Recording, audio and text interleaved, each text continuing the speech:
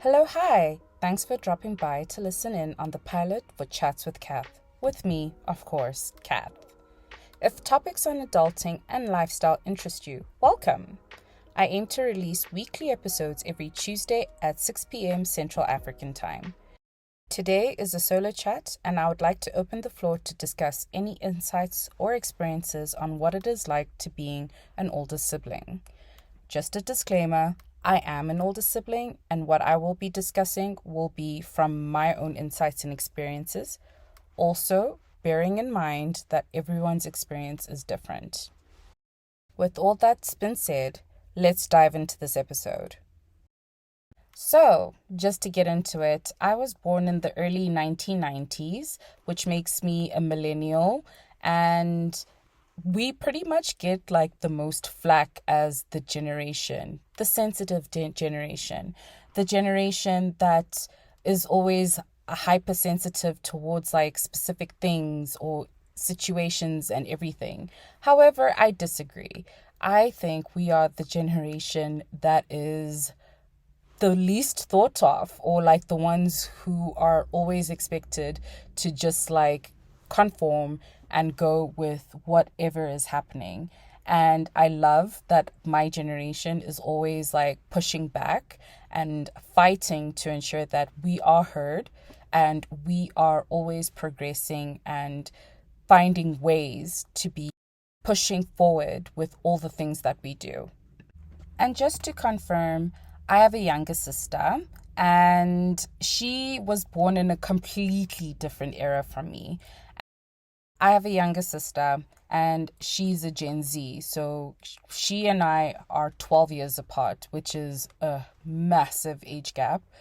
Growing up was quite tricky because in the ways and how I was raised and taught was completely different towards like how she was raised and taught. Let me give examples and explain. Pretty much whatever happened with me in the previous, like, I have a younger sister and she's a Gen Z. We are 12 years apart in age, and it has been a completely unique experience that I find myself in whenever I interact with her, because her insights and how she thinks is completely different to how I think, which is why I went into a whole tangent and spiel of the different generations and what I appreciate about me being a millennial. And I will also delve into things that I appreciate of her being a Gen Z. So, just a few things to note. This is just my personal experience, but for context, I am a Black female, and so is she, of course. And what I've noticed is that the way everything happened in the 1990s, from the group of friends that I have and other relatives as well who are around the same age range as me, it's completely different to how we were all brought up, like completely different, like it's day and night. In the 90s, I remember having very strict parents and having a whole host of rules, but at the same time, I do remember having like opportunities where I was like spoiled or splurged on by relatives, because I was obviously the first girl child for my parents. So they were super, super happy about that. So in terms of like how it was, my parents were quite strict with me. They had specific rules in terms of like how to behave. Like obviously, if I'm in a shop, I wasn't going to be screaming and crying my lungs out in public just to like get like maybe a packet of sweets or like a packet of chips or a toy, God forbid. I remember the era of the backhand, the shoe, the wooden spoon, and my and a personal favorite was either the leather belt or a branch. Okay, let me not say branch. It was more like a twig, a flexible twig that was used to like discipline me. And before all you people come into the comments and say, oh my God, abuse, abuse. No, just understand it was a completely different time and era. And the way things happened back then are completely different to like how parenting is done today, I hope, I think, you know. But based on how I've observed like my cousins with my nieces and nephews, and what I've observed with my friends, and like how they treat their children, the way we were raised is completely day and night. And what I found interesting was that every child who was born first, they are usually, sorry about that, I just got cut off there. So what I was saying was that with the way I was raised is completely different to how parents parent to this day. So what I was busy explaining was the multiple disciplinary elements my parents approached when it came to disciplining me. I will not lie. I was a very naughty child, quite good at hide and seek from previous interviews with family members who used to babysit me, look after me, including my parents. And I would hide for hours and hours and hours, and people would be freaking out.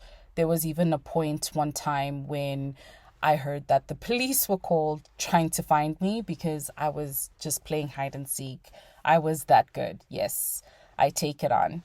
And one of the things, I mean, I can understand why the discipline was like a little bit aggressive back then, because we didn't have things like cell phones until a certain age. We didn't have like iPads just to be like iMessaging our parents, or messaging our parents in general of like where we are, what we're doing, and all those things. And I've noticed that communication between a parent and child was completely different from back then as compared to what it was like now.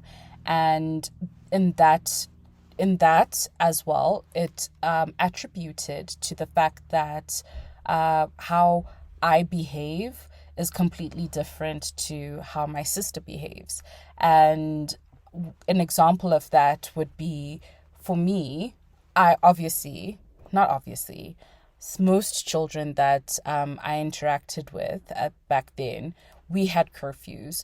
So if I was playing in the streets or doing anything with my friends or my cousins or anything like that, I had a curfew of being home before the street lights came on. Because if the street lights came on and I wasn't home, I was going to be in so much trouble. Whereas my sister, when she was like around my age of like 10 years old, for example, she didn't have to do any of that because she was pretty much a child that was like integrated in a world where technology was already consistent. And she would spend most of her time at home, or if she did go out, she would end up going on like sleepovers, or like staying inside, or hanging out at her friend's house and doing all those things. And with me, I'll be in the streets because I didn't have things like iPads or cell phones or technology and all those things to entertain me consistently, as compared to what she had.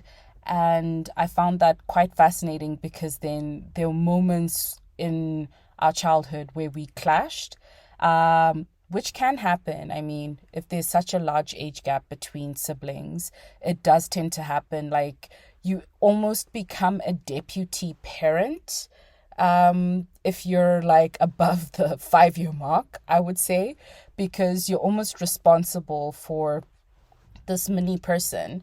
And with me, because I was 12 at the time my sister was born, she was like pretty much like a practice doll for me, like as a child. And like pretty much her, and I have two other young cousins of mine as well.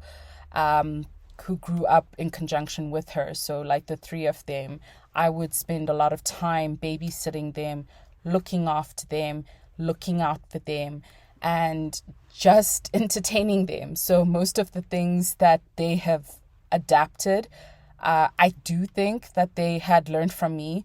I'm not saying most of the stuff was good. I'm not going to say that, no. But please bear in mind, I was a child looking after children, and it is completely different. So I was not forced. I was, in turn, I grew up quicker than most children would, from like, the different aspects of like how you see it. So an older sibling, like, you're almost like, okay, cool. You are responsible from the moment the other human shows up in your life, eh? Whether it's through your parents, guardian, adoption, whatever it may be. If you are in a situation where there's a young person that arrives at your house and you are having to now start babysitting, and like you're being given a whole speech of like, oh, you have to look after them and look out for them, make sure nothing bad happens to them. Like in turn, like you're almost like preparing your mind frame to being like, a deputy parent. And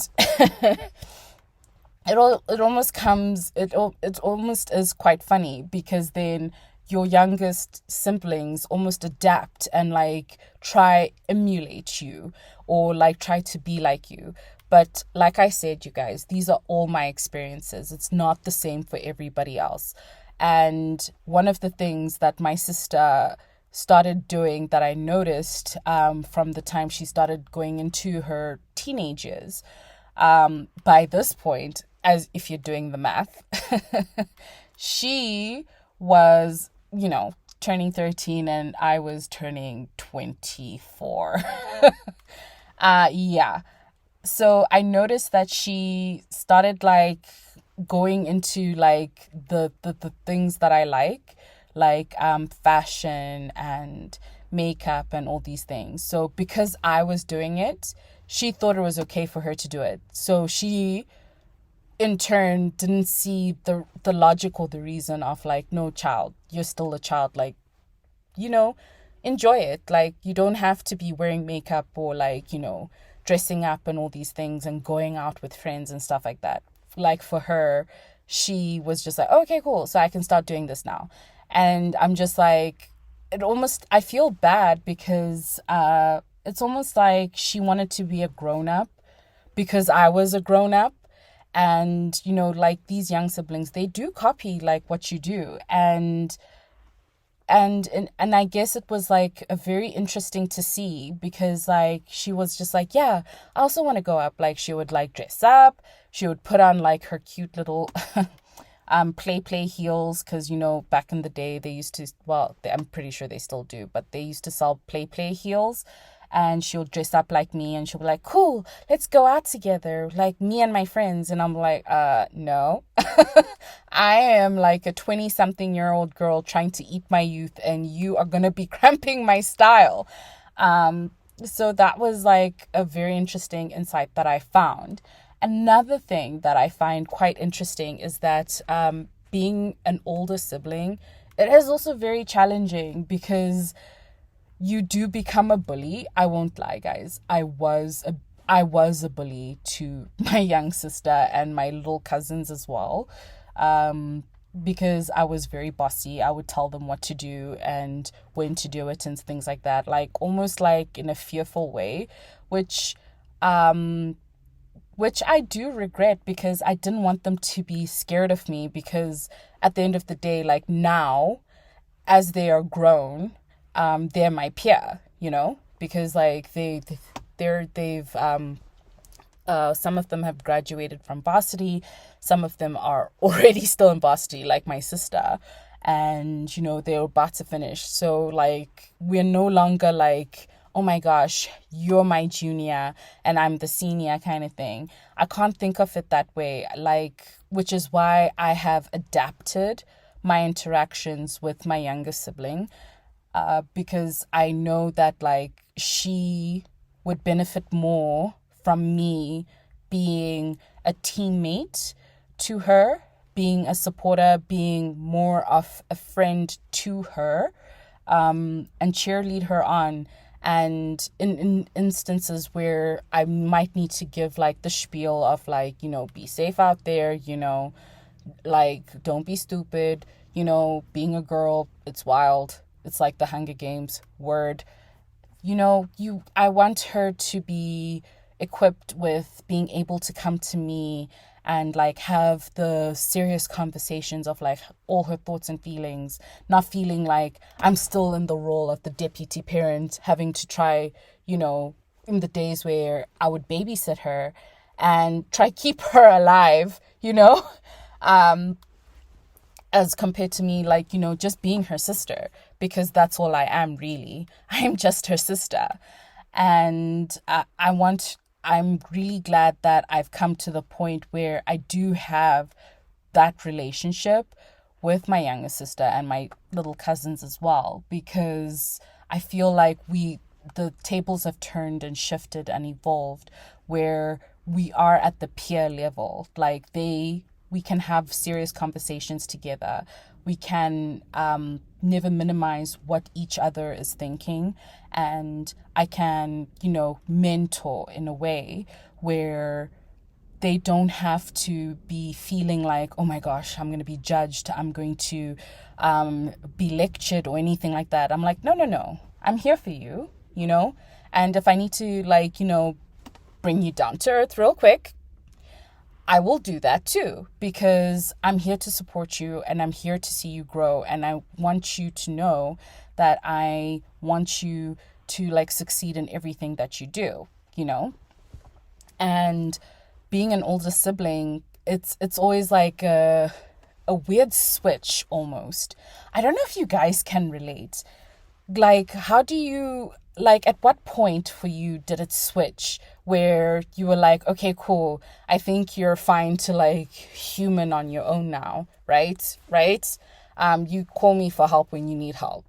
And now you're just like at a level where you are befriending your siblings and being on common ground and like interacting at that level. Like, when did that happen for you guys? Because for me, I think it happened when my sister was in matric, actually, and she proved this by when she was in the process of getting her license. And for me, a switch flipped for me, because I was just like, oh wow, she's legal to be on the roads now. I guess like I can't be treating her as a child. I have to treat her as like an adult. And like I always have to constantly remind myself like she is no longer a child, and I have to like support her in her endeavors to grow and like find her own way to be like a grown adult and successfully adulting. And yeah, she's one of the reasons why I started this podcast to talk about these things, because I guess for me and for her, it was never really there was never really conversations around this. It was always just like there were the older siblings and the oldest cousins, and then the younger cousins, and then they're all forgotten.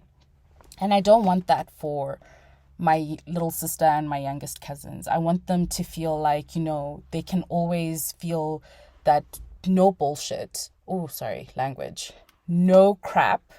They can always discuss these things and these topics of like adulting and how to, navigate in life. Like, ask me for my own experiences and take from that what they want to use for them to go forth and like do their own thing in adulting, And, another thing that I have like uncovered in being an older sibling is that it is consistently a life lesson. Like, guys, I don't know about you, if you are interacting with any of your siblings and you do get along with them, whether there is a huge age gap between you, like I have with my sister, or slightly smaller for you, you can learn something from them. Don't minimize them. Don't shut them down. You know, if you are if you are happy, if you are in the position where you do get along with your siblings, because like I said, you guys, not everybody's situation is the same. Like, I do consider myself very blessed knowing that I I have I have someone, who I do tend to on occasion tease and treat like a, oh my gosh, remember I used to like look after you, I changed your nappy and all those things.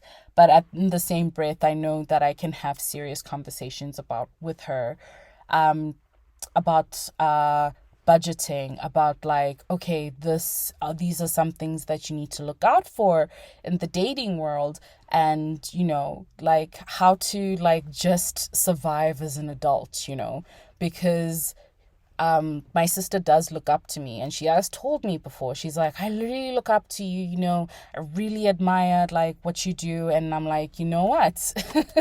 I want her to feel like, she can rely on me. And with me, it's taught me that, okay, cool, she's looking up to me. I also don't want it to be she looks up to me and then I'm not leading by example, if that makes any sense. I would want her to take the good out of all the life lessons that I've taught her for her to take with her.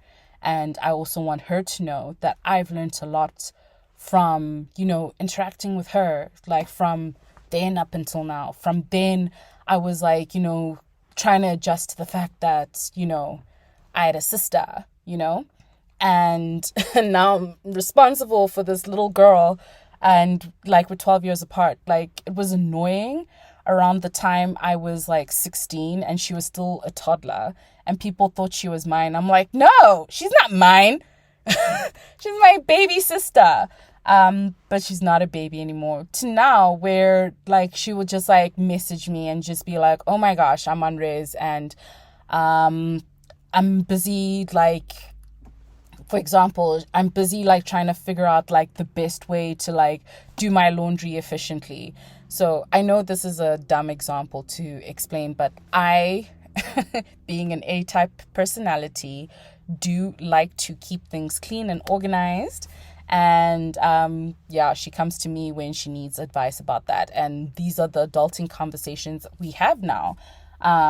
We discuss how to do laundry, where I buy my curtains, where's the best place to get deals on linen, all those things. It's like, did you organize your pantry today? Those kind of things. And it's really fun, to be honest, you guys. It really is fun. And yeah, like I would really like to like know your insights in terms of like what it has been like for you guys, being older siblings, those who are, and those also siblings who are younger than your older sibling. Hey, let us know, like, what is it that you didn't like about like having an older sibling? What are like your gripes, your experiences? What are like the life lessons that you have learned? I would love to know and love to share. And with that being said, you guys, thank you so much for joining in on the solo dialogue on the pilot for Chats with Cath. I am so excited to be releasing this podcast. I'm so excited that I will be going on this journey with all of you, discussing adulting things and also lifestyle things. So please do look out on my YouTube channel. That's where I will be posting the podcast as well. And I will also be posting the lifestyle element where you will get to see certain aspects of lifestyle that I enjoy. At the moment, I have my office decor series that is showing up. So please do head down there and have a look. I also have Instagram where you can listen to this podcast too, on Chats with Cath on Instagram. And also my lifestyle page, which is Lifestyle with Cath in. And then also my other Instagram page, which is pretty much a miscellaneous of many things. You will see mostly travel content, just warning, disclaimer, I only travel pretty much once a year. But if you're interested in all of those things, please do check it out. I would love to have you and see you there and have these conversations with you. And thank you so much for being here for this pilot. And I look forward to seeing you in the next episode. And with that, you guys, go with God and have a great day.